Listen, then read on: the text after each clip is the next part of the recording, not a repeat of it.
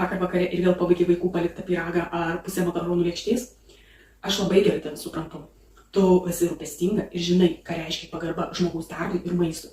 Nuo vaikystės mums buvo įkalta, kad išmesti maistą yra nuodėmė, nes tai kainuoja pinigus. Kiti žmonės juk neturi ką valgyti, todėl būtinai reikia pabaigti visą maistą, kuris yra lėkštėje. Ir visi tie likučiai limpa papildomais kilogramais, kaip bitės prie medaus. Patikėk, man pačiai lygiai tas pats buvo.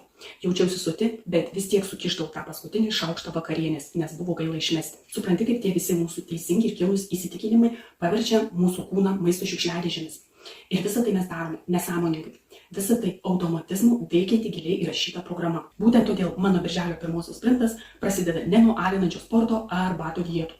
Jis prasideda nuo konkretaus planavimo ir pirkinių sąrašo. Kai išmoksti planuoti, nelieka nei maisto likučių, nei tų vakarinių maisto užvalgymų. Jei ir tu pavargai būti maisto naikintoje, užeik į mano bio, ten rasi nuorodą ir registruokis į mano sprintą.